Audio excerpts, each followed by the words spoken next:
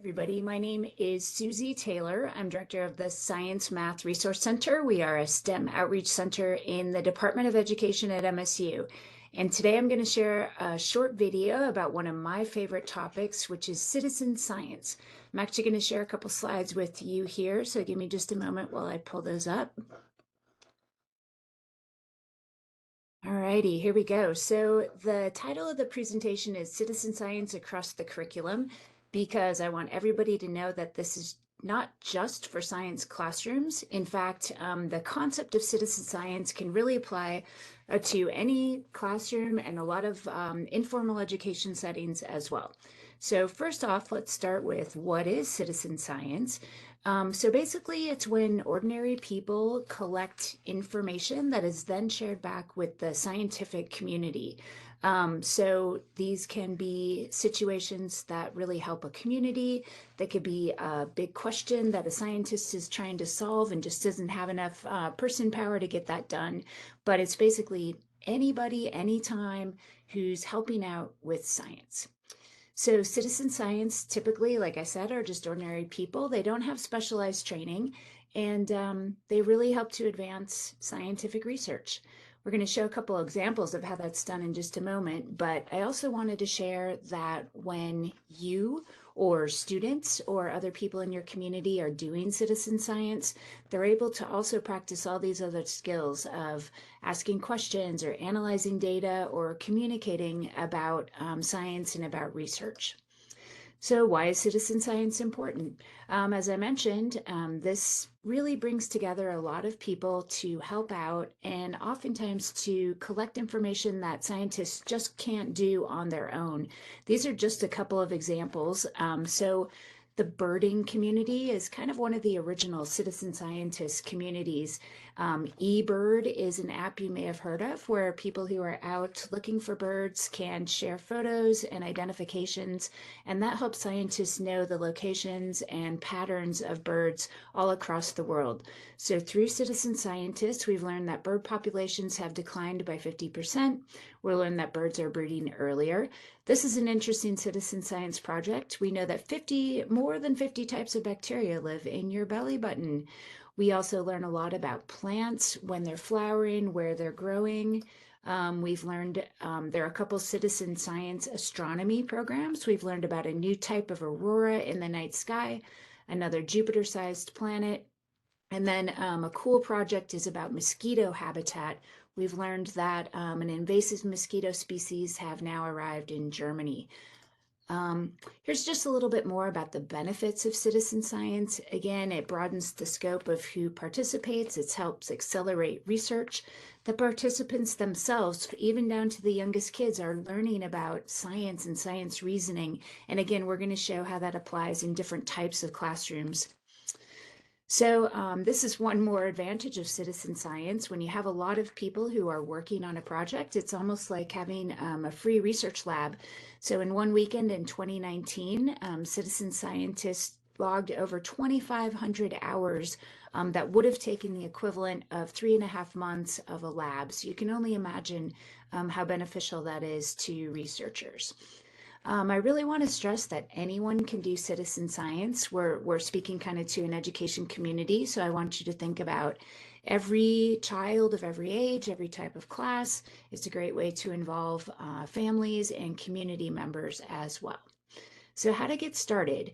My favorite site is scistarter.org. There are several citizen science sites, but this one is really good and it especially appeals to educators. So basically you'll go to scistarter.org and you'll make an account. This is just some of the info that they're looking for. From there, you can do a pretty detailed search on types of projects that might be good for you. So you can look for projects that are in your area or online. You can search by keyword, you can search by topic area, and it's a really excellent search engine to just give you an idea of the type of projects that are out there.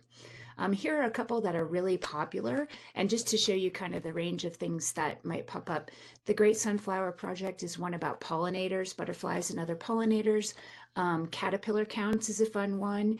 And then Globe at Night is a cool project where we look at the darkness of the sky and monitor light pollution. That one actually has some really cool maps with it. So as I mentioned, citizen science is not just science. I actually want to show a couple examples of projects that you can use kind of in any sort of situation. So a lot of the projects do involve kind of being outside, looking at nature, but there's many ways you can look at that. One of my favorite projects is called iNaturalist. It allows you to go out and photograph and take observations of almost anything in the natural world. So plants, mushrooms, trees, wildlife, insects.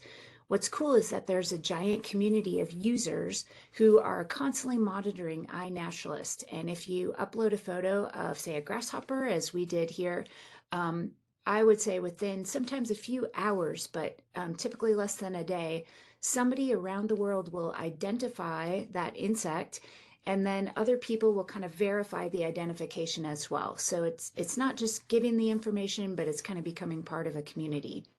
Another cool project that I love is called Globe Observer. This one is tied directly to NASA, and this was a great one to do when you're out hiking or biking or just outside for any other reason.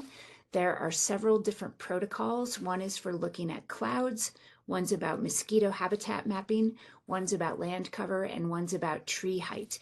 And basically, these are all trying to help NASA get information from the ground that then correlates with what they can see from satellites. So for instance, with the Cloud Globe Observer protocol, you go outside and you basically take photos of clouds. You take up, down, north, east, south, and west. You can be done there and just submit those photos, or you can go a little bit deeper and actually identify the percentage of the sky that's covered by clouds and the types of clouds you see. What's really cool about this one is if a satellite happens to be going over at a similar time as to when you took your cloud observation, you'll get an email from NASA and it will share the satellite data with you. So you can actually see, oh, wow, this is what I saw on the ground. This is what the satellite saw from way far above, and kind of how do those two match up. It's really cool, and I get pinged almost all of the time when I submit a cloud observation. Here's another cool project that a colleague shared with me, Tomatosphere. So when you sign up for this project, you receive 2 packets of seeds. One has been on the International Space Station, one has not. You will grow those seeds and then share the data back on how the 2 different sets do. What's cool is that you don't know which set has been on the space station until after you've grown them and submitted the data. So it's a really cool controlled experiment and something to think about. Why would these seeds be different if they've been to space? Here's another cool project for winter. It is snowing as I speak, and this one is called the Snowledge Collective. It's all about measuring snowpack all around the world. There are some really cool STEM activities that go with this one, as well as printable and digital activities. And we have a link to a nice overview that one of our aspiring educators at MSU created. We'll be sure you have that link so you can check it out. There are several citizen science projects that have to do with art and design.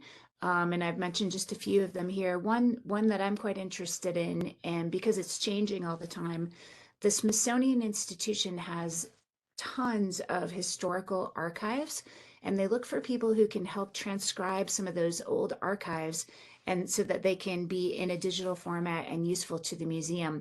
One that I saw had some old logbooks from ships, and you can imagine that curly Q writing that they used to have back in the 1800s.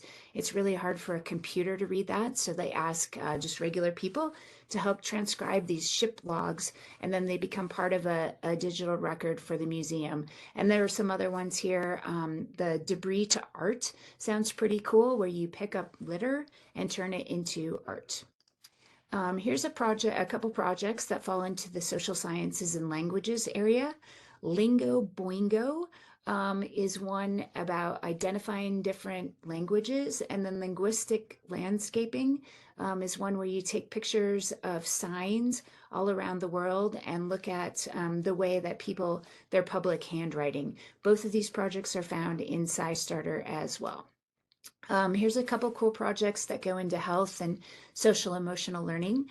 American Gut, which is part of the Human Microbiome Projects, allows people to send in a sample, and then the scientists can collect far more data than they could if they had to bring everybody into their research lab.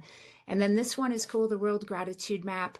It's basically, I think it's great for kids, but really for anybody to just show that people all around the world are showing gratitude for what's happening in their day. When you go to the site and basically put in a thank you, you show up on the map. So that's pretty cool. I see my map right there or my dot on the map right there in Bozeman, Montana. Just to finish off here, I wanted to share a few advantages of SciStarter.org. Again, there are many ways to find citizen science projects, but on SciStarter.org, you can sort projects by grade range. Many of the projects are tied to the standards. Sometimes they offer discussion questions you can use with your students. There's a lot of free training for educators, and this is a really friendly training. It's not onerous in any way. For some of the projects, you can earn a digital badge, which is kind of fun. And then quite a few of the projects are tagged with the United Nations Sustainability Goals. I think that's it. Since I'm doing this as a recording, I'm going to not answer any questions for you. I'm actually going to stop sharing and say thank you for your time. Again, my name is Susie Taylor. If you want to contact me, I'm here at MSU. My email is taylor@montana.edu. So just TAYLOR at montana.edu. If you are a classroom teacher and want to be involved and need some supplies or some advice, or even for us to beam in and help get you started, we'd be happy to do that. So please contact me, and thank you for watching.